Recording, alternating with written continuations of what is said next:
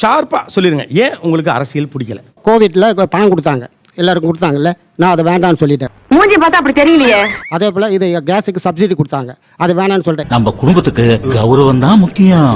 கீழே ஏதோ பர்பி கிடக்குது. இல்ல இங்க பாருங்க பர்பி இல்ல, சும்மா சொன்னேன். குடும்ப கௌரவம் நீங்களே, அதான் பர்பி வச்சு டெஸ்ட் பண்ணி பார்த்தேன். ஒரு பஞ்சாயத்தடா முடிச்சு வச்சு பாரு, நமக்காக அம்பட்டு போலும் பிள்ளை குட்டியோட வெயில்ல காத்து கிடக்குறாங்களே. நீங்க சொல்லும் போதே மறுபடி எதை வலியுறுத்துறீங்கன்னு பாத்தீங்கன்னா, எனக்கு கொடுத்தாங்க நான் வேணான்ட்டேன், எனக்கு கொடுத்தாங்க நான் வேணான்ட்டேன். போறம்போக்கு கோட்டர் வாங்கி ஆளு கொஞ்சமா நக்கிடுறீங்க. ஃப்ரீயா கவர்மெண்ட் கொடுத்தா வாங்கிக்கிற ஆளா? அதெல்லாம் நீ வாங்கிக்க, நான் அவனு ஒண்ணா? அதுதான் ஏய், ஆணவத்தில் ஆடாதரா. ராணுவத்தில் அழிஞ்சவங்களை விட ஆணவத்தில் அழிஞ்சவங்க தான் அதிகம். ஃப்ரீ வந்து மக்கள் சோம்பேறி ஆக்குற திட்டம். ஐயோ அட தற்கூரி நாயங்களா, ஏன்டா இந்த மாதிரி அநியாயம் பண்றீங்க? அந்த 1000 ரூபாய் கொடுக்குறாங்கல்ல மாசம், அதுவே என்னன்னாக்கா உரிமை தொகை அப்படிங்கிற பேர்ல தான் கொடுக்குறாங்க. ஏன்னா இலவசம் அப்படின்னு கூட சொல்லக்கூடாது அப்படிங்கிற இடத்துக்கு நம்ம நகர்ந்திருக்கோம். அப்ப ஒரு திட்டத்துக்கு பெயர் வைக்கும் பொழுது கூட அதுல ஒரு சுயமரியாதை இருக்கணும் அப்படிங்கிற நோக்கில் தான் உரிமை தொகை அப்படிங்கிற பேரே வைக்கிறாங்க. அது ஃப்ரீயா கொடுத்தா அவங்களுக்கு வாய் அடிக்கிறத கடமை மத்தவங்களோட பாதிக்குது இல்ல? மத்தவங்களை பாதிக்கல, என்ன பாதிக்குது? ஆனா கொஞ்சம் சும்மா இருக்கியா, மனப்பாடம் பண்ணி ஓட்டிக்கிட்டு இருக்கேன். இப்போ ஒரு 10 பேருக்கு தான் நீ கொடுக்க போற. இது அதெல்லாம் எவ்வளவு பேர்? 99 பேருக்கு பாதிக்கலாம்ல. என்ன பாதிக்கும்? இது அரசியல் திட்டங்கள் பாதிக்குது இல்ல? என்னடா முட்டாத்தனமா பேசிக்கிட்டு இருக்க, முட்டா பயல. அவனுக்கு இலவசம் கொடுக்கறதுக்கு அவனுக்கு வாய்ப்பை ஏற்படுத்தி கொடு. யார் அவன்? பென்சில்ல கோடு போட்ட மாதிரி அவனுக்கு பர்ச்சேசிங் பவர் ஏற்படுத்தி கொடு. அதுதான் நான் கேக்குறேன். அது புரிஞ்சிக்காம விட்டு கேட்டா என்ன அர்த்தம்? இவனுக்கும் மூளையும் ஒரு 300 கிலோமீட்டர் தூரம் இருக்கும் போல. புரிஞ்சுக்காம இல்ல, அவர் சொல்றது அப்படிதானே இருக்கு. அவரு பர்ச்சேசிங் பவர் கொண்டு பண்ணு. குறுக்க பேசாரா, என் கோடி குறுக்க பேசாரா. அவருக்கு இலவசத்தை கொடுத்தா பிச்சைக்காரன் ஆக்குற. நானும் பாத்துட்டே இருக்கேன்.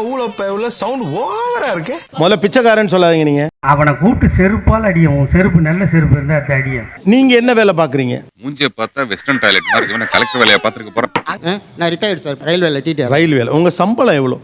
எனக்கு 1.25 லட்சம் ரூபாய். அடேங்கப்பா, இவ்வளவா? மாசமா? நீங்க ட்ரெயின்ல போறதுக்கு உங்களுக்கு ட்ரெயின் ஃப்ரீயா? Train free.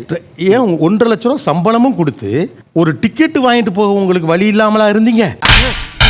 நீ கேட்ட ஒவ்வொரு கேள்வி என்ன செருப்பால அடிச்ச மாதிரி இருக்குடா. மாதிரி இல்ல, உண்மையிலே செருப்பால தான் அடிச்சேன். இல்ல சார், பாஸ் வந்து 3 அது இது பிரிவிலேஜ் சார். மகனே செருப்ப காட்டி பிய அடிச்சு போடுவேன். இது எம்ப்ளாயி கொடுக்குற என்ன பிரிவிலேஜ். இது ஏன் பிரிவிலேஜ் சார்? நீங்க என்ன பிச்சை போடுறீங்களா? ஏன் பிரிவிலேஜ் இது? ஏன் பிரிவிலேஜ் இது? சூப்பர் அப்ப. இப்போ இவங்க ஃபோக்கஸ் பண்ற எல்லாமே பாத்தீங்கன்னா, இங்க என்ன வெல் எஸ்டாப்லிஷ்டா இருக்கோ, இங்க எப்படி வளர்றதுக்கான எதெல்லாம் உதவி பண்ணுச்சோ அது எல்லாமே இவங்க ஃபோக்கஸ் பண்ணி அட்டாக் பண்ணுவாங்க. வைத்தறிச்சல். Example reservation 1. உன் பையன்லாம் பள்ளிக்கூடத்துல படிச்சா உனக்கு அடுத்து வெட்டியா வேலை பார்க்கறது யாரு?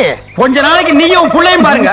அதாவது எதெல்லாம் சாதாரண மனிதர்களுடைய வளர்ச்சிக்கு உதவுகிறதோ அதை அட்டாக் பண்றாங்க. அதை வச்சுதான் மோசம் சொல்ல முடியும். ஏன்னா அதுதான் இங்க உள்ளவங்க ஃபாலோ பண்ணி கொண்டு வந்திருக்காங்க ஸ்டேட் இந்த லேயருக்கு. எங்க உரிமைகள் தான் என்னோட சுயநலம். ஸோ அப்போ அதை ஃபோக்கஸ் பண்ணி ஹிட் பண்றது. ஆனா இதே தான் வந்து அடுத்த ஸ்டேட்ல இருக்கு. ஆனா அங்க அதை மோசம் சொல்ல மாட்டாங்க. ஊமையா? மௌன விரதமா? ஏன் அது வந்து நான் என்ன கேட்குறேன், 1.5 லட்சம் ரூபா சம்பாதிக்கிற ஒருத்தருக்கு ட்ரெயின் டிக்கெட் ஃப்ரீ, வீடு அவைலபிளா இருந்தா ஃப்ரீ. குறைச்சு பேசாதீங்கண்ணே, நானும் எஜுகேட்டட் ஃபேமிலி. என்னது எஜுகேட்டட் ஃபேமிலியா? மருத்துவம் ஃப்ரீ. இந்த ஃப்ரீ எல்லாம் நீங்க என்ஜாய் பண்றதுக்கு பேர் பிரிவிலேஜ்.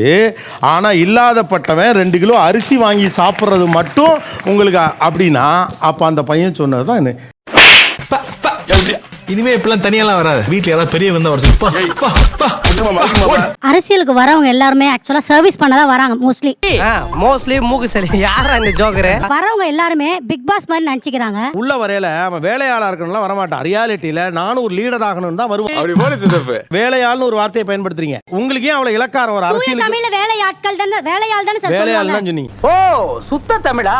பல்ல புடிங்க வெளிய எறிஞ்சிடுவேன். தூய தமிழ்ல வேலையாட்கள் தானே, வேலையாள் தானே சார். வேலையாள் தான் சொன்னீங்க. அதை இனிமே உங்க வாயால சொல்லாதீங்க அக்கா. ஏன் சொன்னா என்ன? கொண்டைய அறுப்பேன். நீங்க என்ன பண்றீங்க? நான் வந்து ஹாஸ்பிடல் ஒர்க் பண்றேன் சார். ஒரு பேஷண்ட் நான் இருக்கிறேன், உங்கள்ட்ட வந்து டாக்டர் நீங்க வேலையாள் அப்படின்னு சொல்லுவாங்க. அது நீங்க நடத்த முடியாது. ஏன்? ஏன்னா அவரோட ப்ரொஃபஷன் அந்த மாதிரி. உனக்கு வந்தா ரத்தம், எனக்கு வந்தா தக்காளி சட்னா. ஒரு ப்ரொஃபஷனுக்கு நம்ம கொடுக்குற மரியாதை. இதன கதையா இருக்கு. ஒரு எம்எல்ஏக்கு நம்ம மரியாதை இல்லையா? அப்ப என் நெத்திய நல்லா பாருங்க, இதுல கேனப்பைய அப்படின்னு எழுதி இருக்கா? இல்ல. அப்ப நான் என்ன இழிச்ச வாயனாடா? இழிச்ச வாயனா? அதாவது 4 லட்சம் பேர் ஓட்டு போட்ட ஒருத்தருக்கு மரியாதை கிடையாது. அப்போஸ் குளுக்கோஸா? அப்போஸ்ங்க, அப்போஸ்னா ஆமான்னு அர்த்தம். ஆமா சார், என்னுடைய இது வந்து எனக்கு கிடைக்கல. என்னோட ஜாப் வந்து கவர்மெண்ட் ஜாப் எனக்கு கிடைக்கல. ஆனா ஒண்ணு தெரியுது, நீங்க எல்லாம் எந்த சமூக பார்வையெல்லாம் ஒண்ணும் இல்ல, உங்களுக்கு கோட்டால சீட்டு கிடைக்கல கோவம். அப்படி பச்சையா சொல்ல முடியாது, ஒரு யூகமா சொல்லலாம். சார் நான் 2 வகையான அரசியலை பார்த்துருக்கேன் சார். 50லேருந்து 80 வரையும் ஒரு கட்டமைத்த அரசியல், இதெல்லாம் இந்த 80ஓட முடிஞ்சு போச்சு. 80 வரைக்கும் அரசியல் நல்லா இருந்துச்சு. ஆமாங்க. அதுக்கு பிறகு இது மாதிரியான மகா போய் வேற எதுவுமே கிடையாது. எல்லாரும் துண்டு தொட்டு சொல்றத சொன்னேன். 98, 99 50 60கள் வந்து பெரிய பொற்காலம் மாதிரியும் இதை மகத்தான ஒரு இருண்ட காலம் மாதிரியான சொல்லக்கூடிய ஒரு தன்மை இருக்குல்ல. இதுக்கெல்லாம் பேர் எனக்கு தெரியுமா? வடக்கு வாழ்கிறது தெற்கு தேய்கிறதுன்னு ஒரு வரி இருக்குல்ல. வடக்கு தெற்குல வந்து வாழுது, வளர்ச்சின்றது அதான். பின்னி புட்டியே பின்னி. என்னோட கணவர் என்னை விட்டு பிரிஞ்சு போயிட்டாரு. 8 வருஷத்துக்கு முன்னாடி என்னோட ரேஷன் கார்டுல இருந்து ஐடி ப்ரூஃப் எல்லாத்தையும் எடுத்துட்டு போயிட்டாரு. நானும் உடல்நல சரியில்லாம வேலைக்கு போக முடியாம கஷ்டப்பட்டுட்டு இருக்கேன். 8 வருஷமா என்னால ரேஷன் கார்டை மீட்க முடியல. அப்பதான் அரசாணை ஒன்று வெளியிட்டு இருந்தாங்க, ஜீவோ ஒன்று வந்துச்சு. அந்த ஜீவோல இந்த மாதிரி கணவரை பிரிந்து வாழுகிற பெண்கள் நிறைய பேர் வந்து பாதிக்கப்படுவதாக நம்முடைய அரசனுடைய கவனத்திற்கு கொண்டு வரப்பட்டிருக்கிறது. தாசில்தார் என்னோட கணவரோட ஊருக்கே போய் விசாரிச்சுட்டு வந்து 5 நிமிஷத்துல அவர் பேரை தூக்கிட்டு என் பேரையும் போட்டு கார்டு கொடுத்தாங்க சார். நீங்க உண்மையும் நேர்மையும் இருக்குன்னா கண்டிப்பா அரசு அலுவலகங்கள்ல அவங்க எல்லா அதிகாரிகளுமே உங்களுக்கு ஃபேவரா நடந்துக்குவாங்க. நல்லவங்க போராட்டம் இந்த நாடே பாராட்டும். இப்படி எதுவுமே இல்லாத ஒரு ஆளுக்கு அரசியல் வழியாக எனக்கு ஒரு மீட்சி கிடைக்கும் அல்லது எனக்கு ஒரு வாழ்க்கை கிடைக்கும் நம்பிக்கை இருக்கிறப்போ உங்களுக்கு அது இல்லை. தண்ணியாக்குடி. அது அரசுல இருக்கிறவங்க வந்து ஒரு கடவுள் மாதிரியும் ராஜாக்கள் மாதிரியும் தான் சார் கண்ணுக்கு தெரியப்படுறாங்க. ஏன் இப்ப உனக்கு எங்க வலிக்குது? ஒரு சாதாரண சினிமா நடிகரை நீங்கள் அவ்வளவு தூக்கி வைத்து கொண்டாடுகிறீர்கள். ஒரு கிரிக்கெட் வீரர் உள்ளே போகிற போது அரங்கமே எழுந்தென்று கைத்தட்டது 8 கோடி பேரை பார்க்கிறார். இந்த ஏழை அம்மாவின் கண்ணீரை துடைத்தவன் அரசன் தான். என்ன தப்பு? அதுல ஏதாவது பிரச்சனையா? உங்களுக்கு என்ன பிரச்சனை இருக்கு? எனக்கு தான் பிரச்சனை. படிக்காத வந்ததுனால பொறாமையா இருக்கு, வேற ஒண்ணும் கிடையாது. எழுத படிக்க தெரியல, ஸ்கூலுக்கே போல. ஆனா அவன் பார்த்தா நீ கார் பங்களா. யாருக்கு எழுத படிக்க தெரியாம வந்திருக்கா சொல்லுங்க.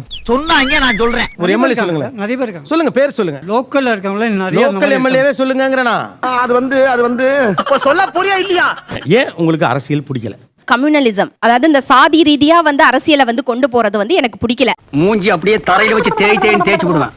சாதியை சார்ந்தோ மதத்தை சார்ந்தோ தான் பயணிக்குது. ஜாதி ஒழிப்பை எது பேசுகிறது? ஜாதி ஒழிப்பை மக்கள் எல்லாருமே பேசுகிறாங்க. ஏன் அப்படி பூனி பள்ளி பிறந்தவனே? உங்க அசோசியேஷன் எதுவும் பேசுதா? இல்ல. அப்ப ஜாதி ஒழிப்பை பற்றி எந்த அமைப்பு பேசுகிறது? அரசியல் தான் பேசுது. அரசியல் தானே பேசுது. இப்ப என்ன பண்றீங்க? என்கிட்ட 3 ட்ரிப் வாங்கி முடுக்குன்னு குடிக்கிறீங்க. ஓகே, பயவுள்ள இவன் கோமியத்தை வாங்கி குடிக்க சொல்ற மாதிரியே சொல்றானே. உங்களுக்கு ஜாதி தானே ஒழியணும். ஆமா. அரசியல் பேசணுமா பேசக்கூடாதா? பேசணும். அரசியல்ல இருக்கணுமா இருக்கக்கூடாதா? இருக்கணும் சார். இருங்க. ஏன்னா ரேஷன் அப்படிங்கிறது ஏன் தேவை? பல பேர் சொல்றாங்க, சீமான்லாம் அறிவுகிட்டத்தனமா பேசிட்டு இருக்கான், பரப்புரை நின்று பேசிட்டு இருக்கான் அந்த பேவர்சி பையன். என்னென்ன முன்னெல்லாம் மரியாதை இல்லாம திட்டுவீங்க, இப்ப மரியாதை திட்டுறீங்க. அந்த காளியம்மாள்னு ஒண்ணு இருக்கு ஒரு தற்குறி. அந்த தற்குறி 1000 ரூபாய். இந்த 1000 ரூபாய்க்கு பிறந்தவங்களுக்கு 1000 ரூபாய் மட்டும்தான் தெரியும் நினைக்கிறேன், வேற எது ஒன்றும் தெரியாது போல. என்ன நக்கல் பண்றியனே? அடிச்சனா வாயில நுர கிளம்பிடும். இந்த மாமா பையன் இருப்பான் பாரு, அவன் இந்த கரிகஞ்சி. ஏண்டா அவங்களாம் அறிவு இருக்கா இல்லையா? அது எங்க இருக்கு? எத்தனை தடவை சோத்துக்கு திங்கிறீங்களா, வேற திங்கிறீங்களா? என்னை பெற்ற என் தாய் சொல்றா, நாங்கள் ரேஷன் அரிசி வாங்குறது இல்லை, எங்களுக்கு தேவைப்படலை, எங்களுக்கு விளை நிலம் இருக்குது, நெல் விளையுது, நாங்கள் சாப்பாட்டுக்கு பயன்படுத்திக்கிறோம். ஆனால் எங்க அம்மா ரேஷன் அரிசி வாங்குறா, எதுக்கு தெரியுமா? கோழிக்கு போட. எங்க அம்மா சொல்லி சத்தியமா சொன்னதான் சொல்றேன். ஏப்பா அந்த ரேஷன் அரிசி கோழிக்கு போட்டேன்ப்பா, கொத்த மாட்டேங்குதுப்பா, திங்க மாட்டேங்குதுப்பா, ஏமான ஒரே நாத்தம்பா. ஏன்டா அறிவு கட்ட நாய, உன் வீட்டுல கிலோ 25 ரூபா 30 ரூபா அல்லது 50 ரூபா கொடுத்து அரிசி வாங்கி கோழிக்கு போடுறதுக்கு உங்ககிட்ட காசு இருக்குண்டா. நீ திங்கிற அரிசி 1 கிலோ 100 ரூபா கூட கொடுத்து வாங்கி திங்க. எனக்கா நீ சம்பாதிக்கலையே, எவனோ சம்பாதிக்கிறான். திரள் நிதியில வாங்கி நீ போட்டுக்க வைத்த கழுவுற, உனக்கு என்ன கவலை? நாய இந்த மாதிரி மாறி ஜனம் கேட்டு நீ பிச்சை எடுக்கிறதுக்கு செத்து போயிடலாம்டா. இந்த ரேஷன் அரிசியை கிண்டல் பண்றது அல்லது ரேஷன் அரிசி வந்து மனிதர்கள் சாப்பிடக்கூட முடியாத நிலைமையில இருக்குது, பெரிய நாத்தம் அடிச்ச ஒரு அரிசி அப்படின்னு அந்த அரிசியை கிண்டல் பண்ணுவதன் மூலமா அந்த ரேஷன் அரிசியை சாப்பிடுற மக்கள் நீ அசிங்கப்படுத்துற. சார் இவனை என்ன பண்ண சார்? இருங்க. எனக்கு ரொம்ப ஆர்வமா இருக்காங்க. அவங்க கிட்ட ஒப்படைச்சோம்னா படிக்கல்லையே பழி பார்க்கலாம். ஸ்டார்ட் பண்ணு.